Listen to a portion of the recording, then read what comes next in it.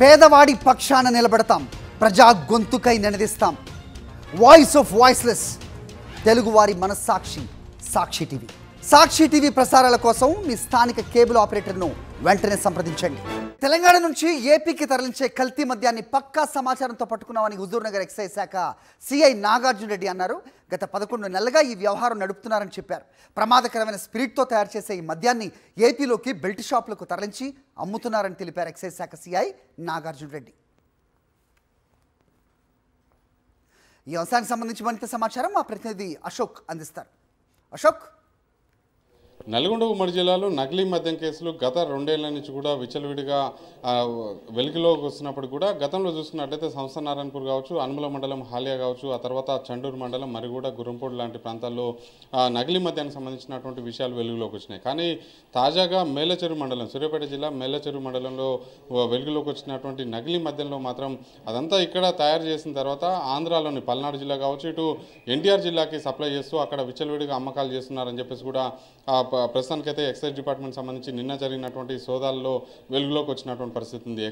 State excise task force superintendent Anjireddy ఆధ్వర్యంలో జరిగినటువంటి ఈ సోదాల్లో దాదాపు 20 లక్షల విలువైనటువంటి నకిలీ మద్యాన్ని కూడా ఎక్సైజ్ పోలీసులు అయితే స్వాధీనం చేసుకున్నారు. దీనికి సంబంధించి మాట్లాడదాం. మనతో పాటు హుజూర్నగర్ ఎక్సైజ్ సిఐ నాగార్జున రెడ్డి ఉన్నారు. ఒకసారి మాట్లాడండి సార్. చెప్పండి, ప్రధానంగా ఈ స్థాయిలో తయారైనటువంటి నకిలీ మద్యం ఏపీలోనే ఎక్కడెక్కడికి వెళ్తుంది సార్? ఆంధ్రప్రదేశ్లో ఇక్కడ నుంచి మద్యం విపరీతంగా తరలిపోతుండేది. ఆ క్రమంలోనే అక్కడ ప్రాంత వ్యాపారులు కొంతమంది ఇక్కడి నుంచి అక్కడికి తరలించే ప్రయత్నం కూడా చేస్తున్నారు. ఇది పూర్తిగా నకిలీ మద్యమే. ఇది స్పిరిట్ తో తయారు చేసి బాటిల్ తయారు చేసి సమీప బెల్ట్ షాప్లకు కానీ ఇతర ప్రాంతాలకు కానీ తరలించడం జరుగుతుంది. విచారణలో అయితే గత 11 నెలల నుంచి జరుగుతున్నట్టయితే మా దృష్టికి వచ్చింది. అంటే ఎట్లా తయారు చేస్తారు సార్? ఇది ఎట్లా తయారు చేస్తారు? ఆ తర్వాత మార్కెట్ ఎట్లా చేసుకుంటారు?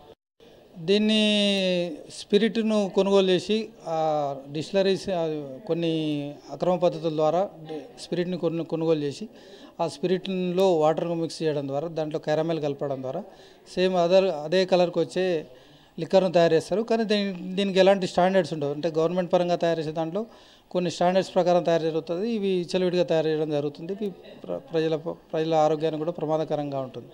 అంటే ఒక బాటిల్ మనం ఫుల్ బాటిల్ తయారు చేస్తే ఎంత ఖర్చు వస్తుంది? దాన్ని ఎంత అమ్ముతున్నారు సార్ వీళ్ళు? అంటే మీ విచారణలో ఏంటి? సుమారు వాళ్ళైతే మేము నిన్న పట్టుకున్న అతనైతే బాటిల్కు 80 నుంచి 100 రూపాయల లోపల తయారు చేసి విక్రయించే ప్రయత్నం చేస్తుంది. అది బహిరంగ మార్కెట్లో 200 రూపాయలు ఉంది. ప్రస్తుతం అయితే 2 నిందితులను అదుపులోకి తీసుకున్నారు. మరొక నిందితుడు పరారులో ఉన్నారని చెప్తున్నారు.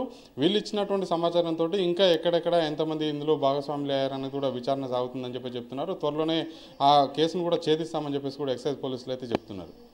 శ్రీనివాస్, పాషం అశోక్ రెడ్డి, సాక్షి టీవీ, హుజూర్నగర్.